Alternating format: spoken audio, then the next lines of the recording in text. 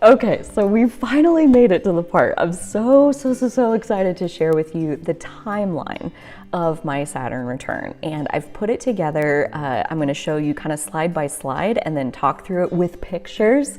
I went through the other day. I actually recorded this whole video once a week or two ago and decided it wasn't fun enough, so I deleted that. And I'm really glad I did, because one of the updates was that I'm gonna show you pictures while I'm telling my stories, and pictures worth 1,000 words, am I right? Okay, so the first thing I want to start off with is this slide of my first Saturn return took place when Saturn was in Sagittarius from September 18th of 2015 through December 20th of 2017. And like I said, my Saturn is at the very end of Sagittarius, so my exact Saturn return wasn't until December of 2017, like just a few days before Saturn moved on into Capricorn. But I had periods of evolution throughout this entire time. It wasn't just when it was exact. There was a much larger timeline at play. So it also made a brief ingress, Saturn did, into Sagittarius from Scorpio. It covered just a few degrees of Sagittarius, and then it went retrograde and went back into Scorpio for a time, and then came back, and that's the main dates that we have. But I also have some really startling pieces of my timeline that fit so perfectly with that very first ingress. It was like as soon as Saturn took one step into Sagittarius, it was like, hello, I'm here now. I'm here to deliver your consequences. I'm here, I brought them with me. They're wonderful. They're exactly what you needed. They match exactly what you're doing with your life. They're gonna be great. You're gonna love them. Spoiler, I didn't love the first version of the consequences. It was definitely an update that needed to take place. So here, we're gonna start with 2014 and 2015. So December 19th of 2014, I got engaged to a guy that I had been with for about 2 years. We've been living together for about a year, and we got engaged like literally days before Saturn took its first steps into Sagittarius. And so by the time Saturn got into Sagittarius, I was engaged and full steam ahead on wedding planning. And this was interesting because it basically led to my spiritual awakening, but we'll get there. Right before it was done, being in Sagittarius for that very first chunk, June 6th of 2015, I had my bachelorette weekend, and that story is probably too long to tell, but it was basically the beginning of the end of my engagement.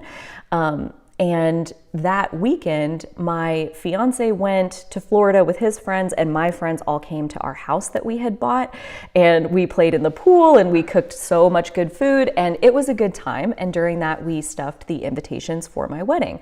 And those invitations sat on my coffee table for 2 months before, like every day when I would walk by them, I'm like, I don't feel like mailing those wedding invitations today. And then the next day would come and like, I should mail those. I don't feel like it. And it wasn't ever anything like, I don't want to because I don't know if I want to marry him. It was like, I just don't feel like doing that today. I was like lazy about it, like just didn't want to do it. So getting into August, Saturn's back in Scorpio and it stations direct. So Saturn retrograde comes to an end. And anytime you have a planet station, meaning it like comes to a stop on a degree point, that's a powerful energy. It's like a changing directions. There's a shift that happens in that stationing day, and it's so perfect the next day. So it stations direct August 2nd, and then on August 3rd was when I was leaving work one day, like I always do, and I walk down to the parking garage and I go to get in my car. I'm in the seat and I'm like pulling the door shut as I just like erupt in tears, just crying uncontrollably. And I shut the door and I'm like, what is this? Like at that point, I was not a crier at all. And I'm like, what's happening here? And I was very confused. I remember being confused for a good chunk of time. It was maybe 2 seconds, I don't know. But I'm crying so hard, I don't know why. And it was in that moment, it was literally like there was just sudden stillness. And I heard this voice say, you have to cancel the wedding. And I realized as I heard the voice say it, And the voice said you, and I find that very interesting. I look back now and I think it was my higher self talking to me, but who knows? And I realized I was crying because I was terrified, and I knew I was going to do it. I knew I was going to cancel my wedding. I knew I wasn't going to marry him. And the reason I was crying was because I was scared of what was going to happen. And that was probably like, the low point of my Saturn return, and also the snapping free of no longer living and trying to like make a life according to anybody else's recipe. I was like, for the first time in my life, probably, I was doing something that was purely what my soul was asking for. I wasn't factoring anybody else into it. Like before that, I was having thoughts like we were already engaged and I was planning the wedding, and this was mostly after the bachelorette weekend, but I was having thoughts like, hopefully we get divorced soon so that I can get on with my life. Like, you're planning for divorce and yet you're still gonna marry him?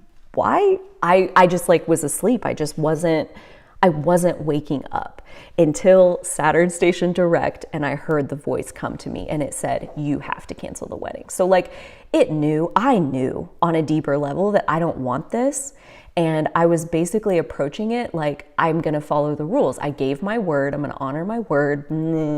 At the end of it, I decided I don't want this. I don't want to marry him. Like, our engagement has so many issues and is so heavy. And it's like, this is supposed to be the happiest time of our lives. And if we're not happy now, how is the marriage going to be any better? So I Googled, how do you cancel a wedding? And Google actually has some really awesome steps for that if you ever need to know. And so the first step, unsurprisingly, is to tell your partner that you do no longer want to marry them.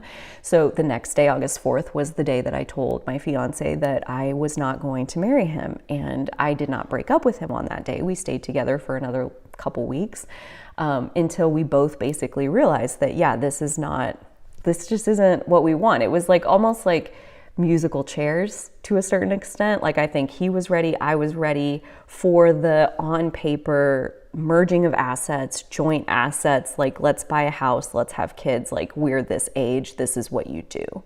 And through musical chairs, he and I found ourselves together, and we were totally gonna do it. He was totally gonna do it. He was gonna marry me, and I was gonna marry him, until August 3rd, when the voice told me no.